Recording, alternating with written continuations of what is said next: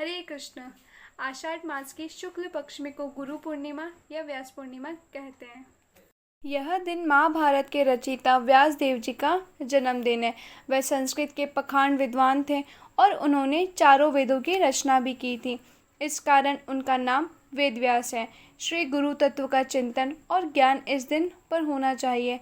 इस दिन पर हम सबको श्री व्यास देव का चिंतन करना चाहिए और अपने गुरुदेव का भी चिंतन करना चाहिए। उनकी पूजा करनी चाहिए, उनकी आरती उतारनी चाहिए, उनको दक्षिणा देना चाहिए और उनकी आज्ञा का पालन करने का निश्चय व दृढ़ संकल्प करना चाहिए।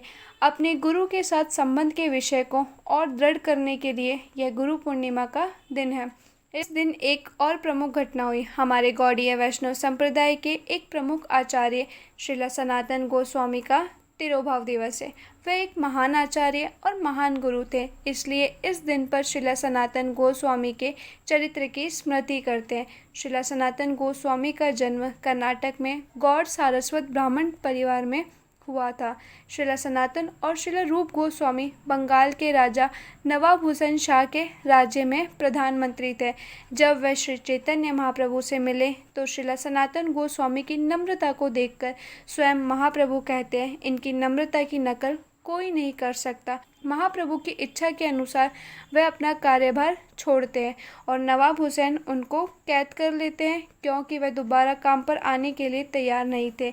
कैद में जाने के बाद सनातन महाराज पहरेदारों को सोने की मुद्रा देकर वहां से भाग जाते हैं और सब कुछ त्याग करके अज्ञात मार्ग से वाराणसी चले जाते हैं।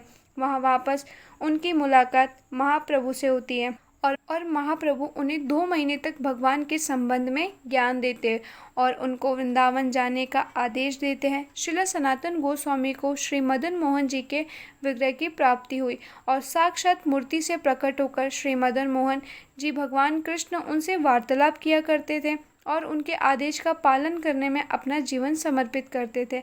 वह वृद्ध अवस्था में जाने के बाद भी गोवर्धन परिक्रमा करते थे। वे अपने जीवन और साधना का आदर्श स्थापित करते हुए व्यतीत करते थे। तो आइए आज श्रील सनातन गोस्वामी के तिरुभाव दिवस पर हम उनसे ये प्रार्थना करते हैं कि जिस प्रकार महाप्रभु की उन पर कृपा हुई वही कृपा हमें भी प्राप्त हो। हरे कृष्णा। धन्यवाद।